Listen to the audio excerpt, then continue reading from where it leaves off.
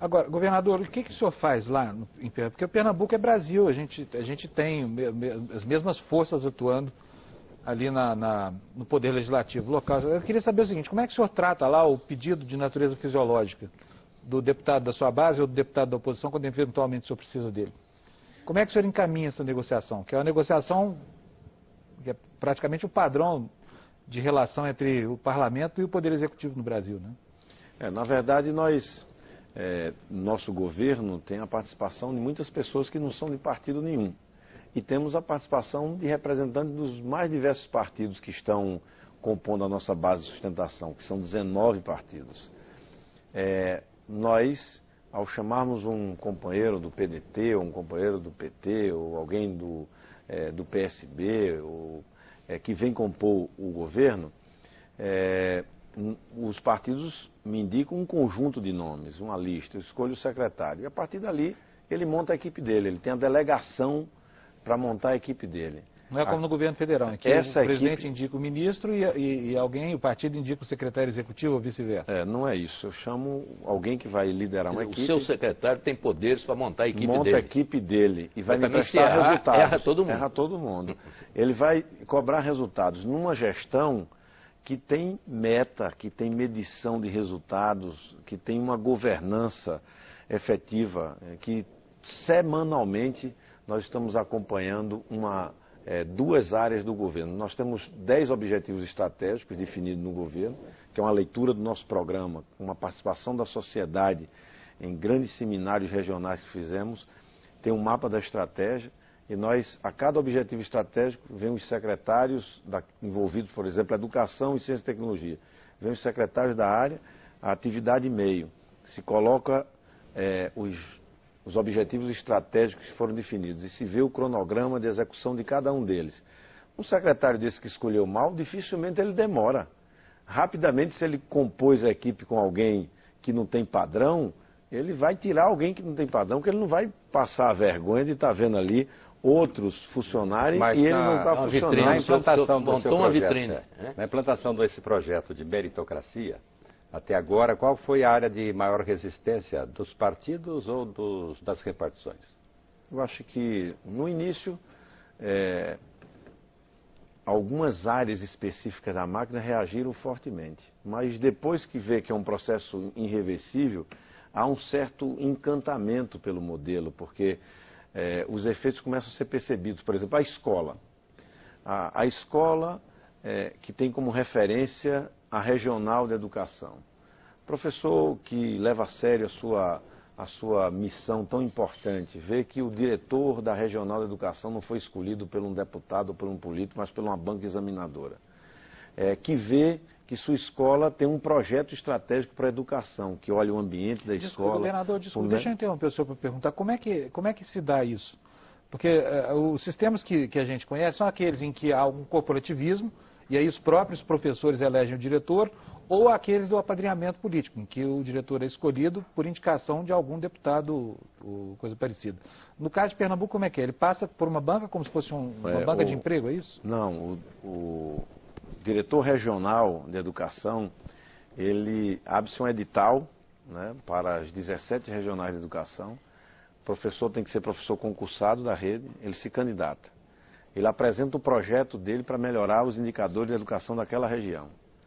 E ele por escrito. E ele é submetido a uma banca formada por 3 profissionais de educação de cada uma das nossas universidades públicas. São 9. E ele defende a tese? Ele defende a tese de trabalho dele, recebe uma nota e eu recebo os 3 primeiros. E nomeei sempre o primeiro lugar, né? Ele vai tomar conta do projeto naquela região. A escola, os diretores são eleitos, agora vai ter eleição. O que é que eu introduzi? Porque eu já encontrei a eleição como norma da designação de diretores. O que é que eu introduzi? Um curso de capacitação, né, e uma prova para quem vai ser candidato. Não é qualquer professor que pode ser, ele tem que ter a capacitação para ser gestor de uma escola, que é mais do que ser professor, ele tem que ter a capacidade de gerir uma equipe pedagógica, de suporte administrativo, saber usar ferramentas de tecnologia de informação para alimentar os dados sobre a vida de cada aluno, enfim. é mais do que você dar uma aula, é tomar conta de toda uma escola, agora com 1.000 alunos, com 2.000 alunos. Aquela escola da regional, ela tem uma meta no IDEB, ou seja, essa meta nós fazemos medição externa, aplicamos provas anualmente para os alunos e se bate a meta acordada, como é? Numa região, a escola tem como referência a melhor escola da região. E a melhor da região tem a melhor do estado. E a melhor do estado tem a melhor escola pública do país como referência. Se bateu a meta, tem 14º salário. Do porteiro da escola à diretora da escola. Governador, o senhor parece que assumiu no começo do governo Dilma uma espécie de missão de falar com a oposição.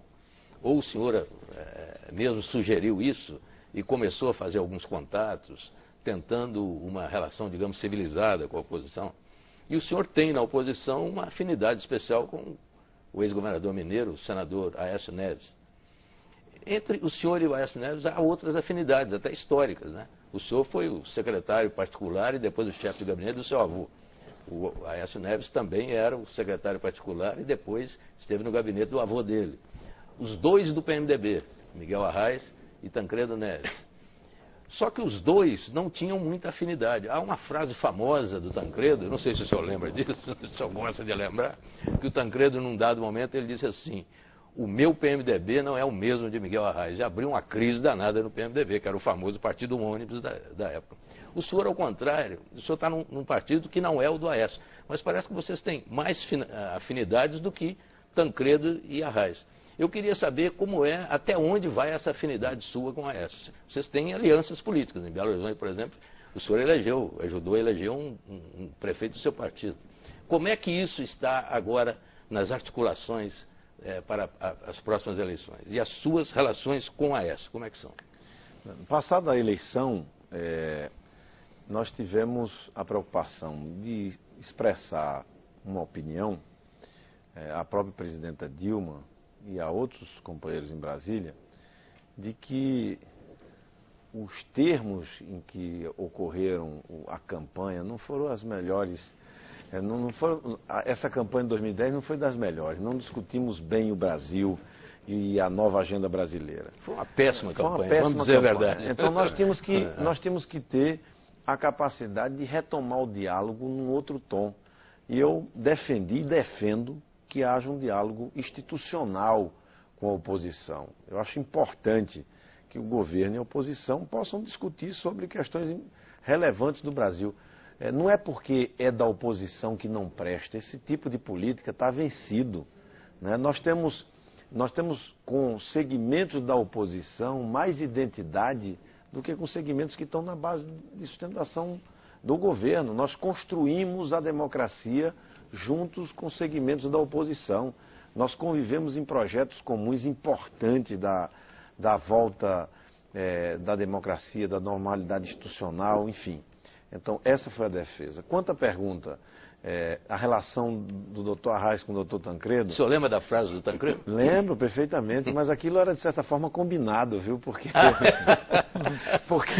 na verdade, eles eram diferentes, mas o Tancredo disse uma certa feita a Fernando Lira, que estava coordenando lá a campanha, disse: olha, Fernando, eu só deixo o Palácio da Liberdade, só renuncio o governo de Minas para ir ao colégio eleitoral, se tiver o apoio de 2 brasileiros.